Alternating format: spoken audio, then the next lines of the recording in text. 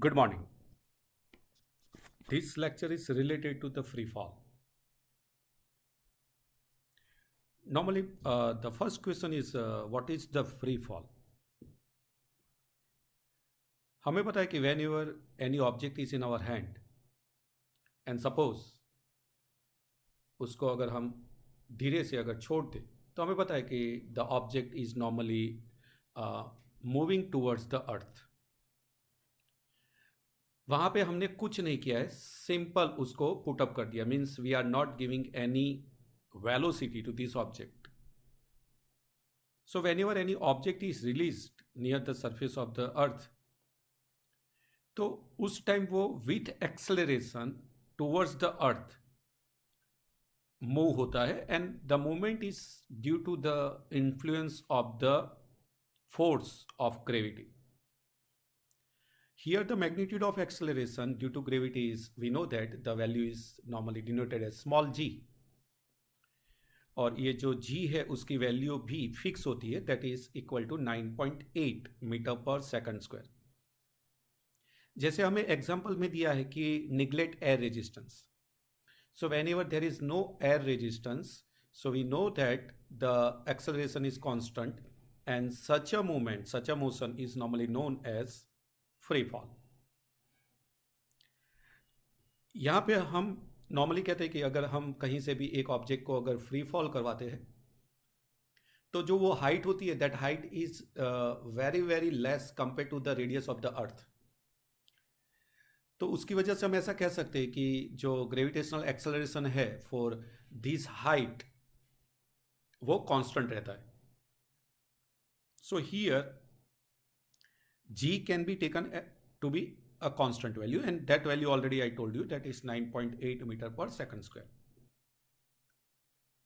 So हम ऐसा कह सकते हैं कि the free fall is nothing, it is the motion with uniform acceleration.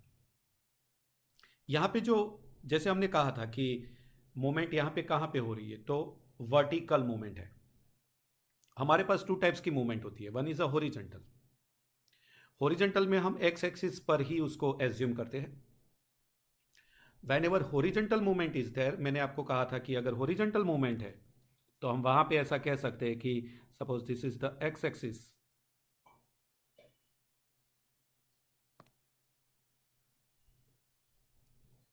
Then suppose this is the origin. So in negative x-axis, all quantities are negative.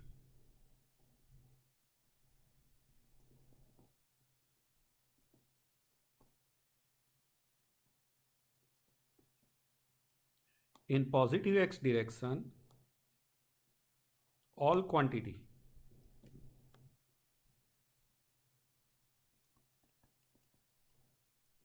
positive.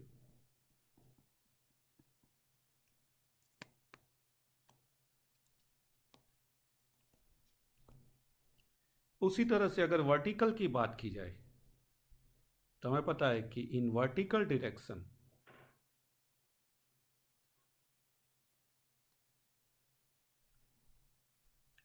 अगर positive y है तो ये डायरेक्शन में ऑल क्वांटिटी आर पॉजिटिव.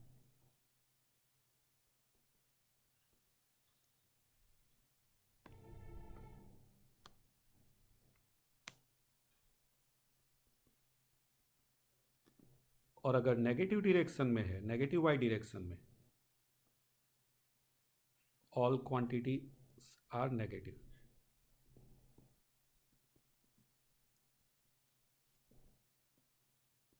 ये चीज़ को हमें ध्यान रख के फ्री फॉल में जब हम डिस्कस करेंगे तो क्लियर है कि g is in the negative y direction. So normally g is taken as negative, और ऑलवेज हमें कहीं भी कैलकुलेशन करना है, our g is always negative. So here our जो मूवमेंट जो होती है vertical movement, that is on the y axis always we assume, and here the free fall is in the negative y direction. So यहाँ पे हम कह सकते हैं first point, free fall is in negative y direction. Okay, negative y direction. और negative Y axis.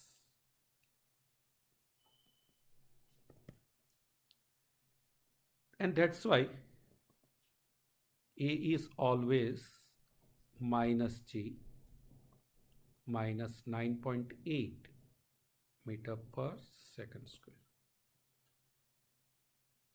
हमारे पास 3 equation है।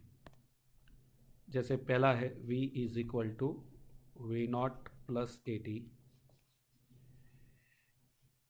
Second is x minus X naught is equal to V naught T plus 1/2 A T square, और V square minus V naught square is equal to 2a X minus X not. अगर यहाँ पे हम free fall की अगर बात करते हैं, for free fall and if y is equal to y naught is equal to 0 means origin, जहाँ से हम इसको फेंकते हैं वहाँ से हम उसी पॉइंट को जहाँ से हमने फ्री फॉल करवाया, that point is normally our origin and that's why y naught is equal to 0। अगर ये इस तरह से हम लेते तो हमारा पहला। दूसरा, यहाँ पे हमें पता है कि in the free fall always initial velocity is equal to 0 because we are not giving any external velocity at that time. So here also v naught is equal to 0. This is compulsory for all free fall.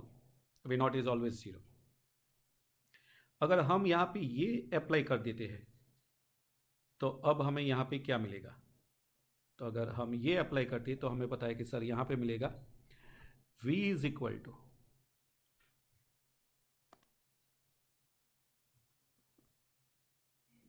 v naught plus minus G into T, so is equal to minus G T. अब ये vertical direction है, so y minus Y naught, so y minus 0 is equal to 0 into T plus 1/2 minus G T square.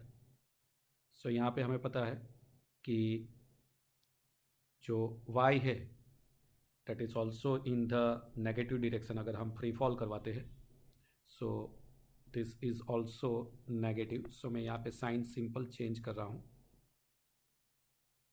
so that's why we are getting minus y is equal to minus 1/2 gt square. या फिर हमें पता है कि अगर हम यहाँ पे साइन नहीं पुटअप करते हैं तो भी y is equal to 1/2 gt square आएगा, माइनस आ गया, that means y is also negative. ये भी हम इस तरह से उसको सोच सकते हैं जैसे बुक में उन्होंने दिया है। जी की वैल्यू यस आप 9.8 वहाँ पे पुटअप कर सकते हो, और जो लास्ट इक्वेशन है वो ऐसे बनेगा V square minus 0 square is equal to 2 into minus G. वहाँ पे हमें पता है कि sir the Y is also negative, so minus Y, और अगर हमें v को नेगेटिव बताना है तो यहाँ पे हम साइन को अभी नहीं यूज़ करें, so y minus 0, so that's why v square is equal to minus 2gy। तो आपकी जो फाइनल वेलोसिटी होगी वो भी डाउनवर्ड होगी and that's why it is also negative. So यहाँ पे नेगेटिव साइन जो दोनों में मिली है that normally representing the motion in the downward direction. v is equal to minus gt, y is equal to minus 1/2 gt square, v square is equal to minus 2gy। तो यहाँ पे जो ये मिल रहा है that is normally representing the downfall, उसको free fall जैसे हमने यहाँ पे कहा है। अब जैसे मुझे यहाँ पे अगर डिफरेंट ग्राफ को रिप्रेजेंट करना है तो यहाँ पे 3 types of the graph is there. So for free falling body,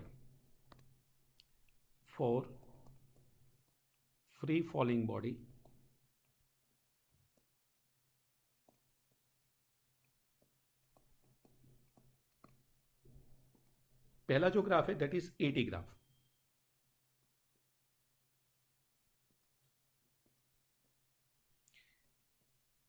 acceleration versus time. जैसे हमने कहा है कि यस, यहाँ पे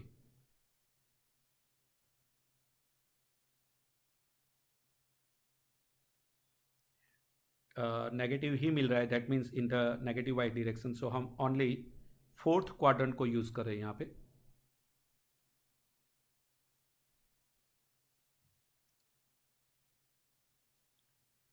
ये तीन यही शेप हम कंटिन्यूस यूज करेंगे, सो हम फिर उसकी कॉपी कर लेते हैं। सो हमें यहाँ पे एक तो 80 ग्राफ को रिप्रेजेंट करना है। अब सेम हमें यहाँ भी चाहिए।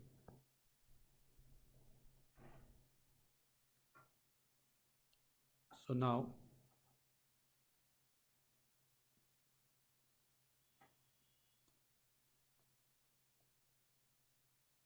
क्योंकि ये दूसरा ग्राफ है और ये तीसरा ग्राफ है, चलो मैं पहले यहाँ पे सिर्फ पुटअप कर दूँ, जिससे हमें ग्राफ को जब ड्रॉ करना हो तो हमें पता हो कि ओके उसमें हमें क्या यूज़ करना है, राइट।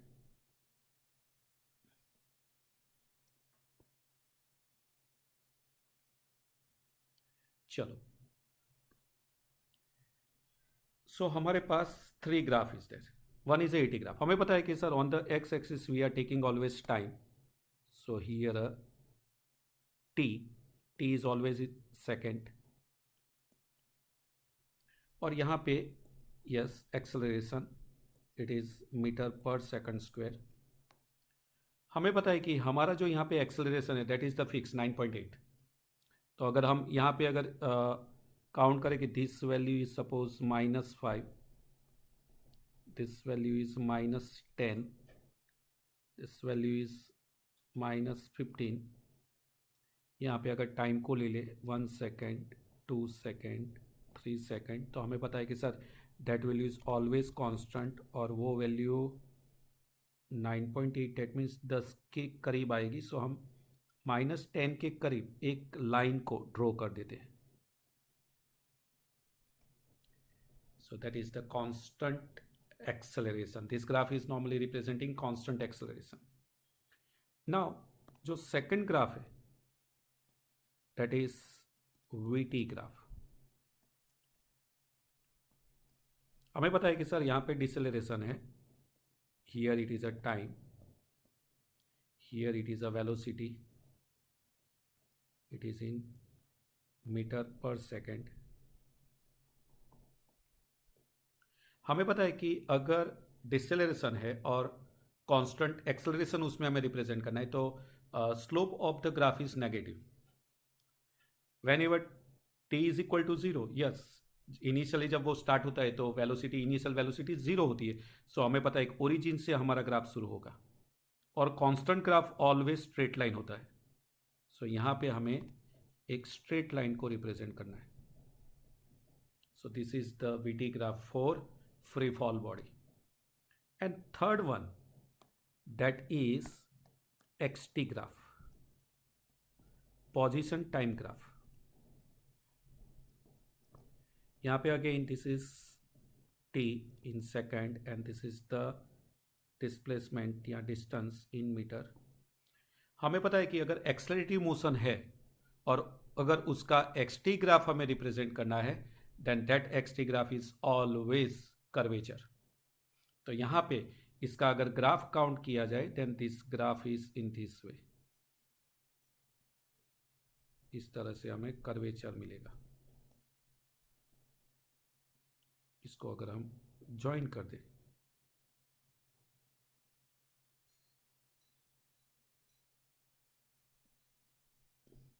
तो इस तरह से हमें ग्राफ वहां पे मिलेगा। So normally this are the related to free fall body और फ्री फॉल बॉडी के डिफरेंट ग्राफ्स और उसके इक्वेशंस जो हम कैलकुलेशन में यूज करने वाले हैं।